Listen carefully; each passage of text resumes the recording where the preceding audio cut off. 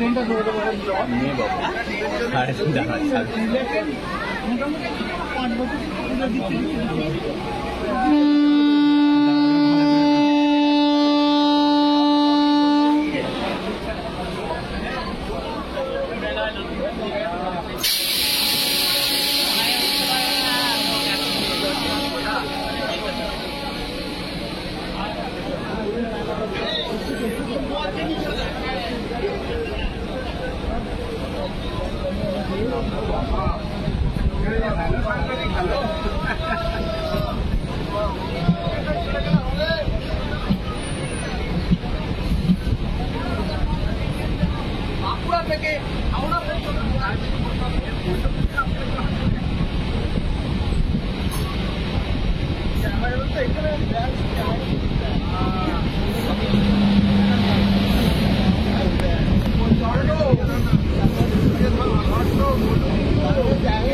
বলুন এইরকম আপনাদের এলাকায় যে ট্রেন আজকে প্রথম এদিক দিয়ে যাচ্ছে, আনন্দিত হয়েছি। দীর্ঘদিন আমরা এটা নিয়ে খুব সংগঠন লড়াই করেছি, এখান থেকে কানেকশন করে আমাদের বাঁকুড়ায় আমাদের নিয়ে যাচ্ছে।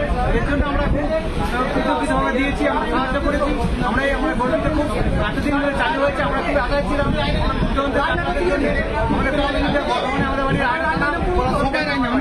আপনার নাম নাম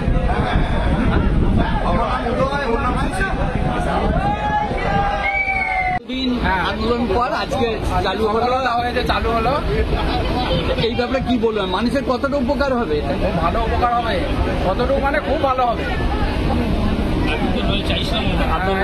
এটাই তো জনগণ, পাবলিক, যাত্রীরা চাইছে। ডেলি প্যাসেঞ্জার, এই যে লাস্ট নিয়ে আসবে ডেলি প্যাসেঞ্জারের শনিবারে এটা কত সুবিধা হবে মানুষের আসা, ছোটাছুটি করে আসছে। আপনার নাম? আমার নাম আবিদ সানা।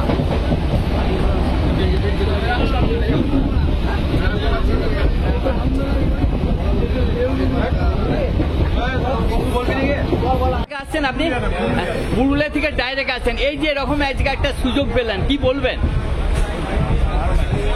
এতে তো সময়ও কম লাগছে এবং ডাইরেক্ট চলে যেতে পারছেন। খুব ভালো লাগছে। আপনার নাম? বাড়ি?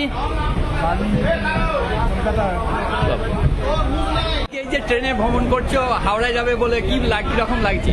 অবশ্যই খুব ভালো লাগছে। খুব সুন্দর একটা জিনিস আমরা পেলাম। আমরা একদম টেরাবাজার থেকে চেপে, বাঁকুড়া থেকে চেপে বাঁকুড়াতে যে কলকাতায় গিয়ে ঢুকবো। আমাদের এখানকার চাষিরা অনেক উপকৃত হবে এখান থেকে। তারা তাদের চাষের যে সমস্ত ফসল সেগুলো নিয়ে তারা চলে যাবে সোজাসুজি হাওড়া বিক্রি করতে, যেটা আগে বর্ধমানে যেত। বর্ধমানে এখন তো বাস করতে দেয় না, এই নিয়ে একটা বিরাট সমস্যার মধ্যে পড়েছে চাষিরা। তাদের মাল বর্ধমানে আমরা খুবই খুশি। বিশেষ করে আমরা দক্ষিণ দামোদরবাসী আরো খুবই খুশি। কি নাম?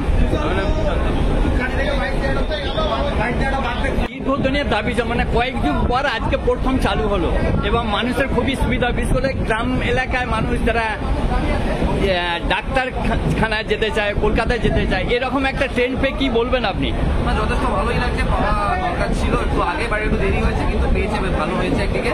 বাট গাড়িটা যেন চলে এবং সবাই যেন সঠিকভাবে গাড়িটা পরিষ্কার পরিচ্ছন্ন রাখে, এটাই আমার প্রত্যেকের প্রতি একান্ত অনুরোধ।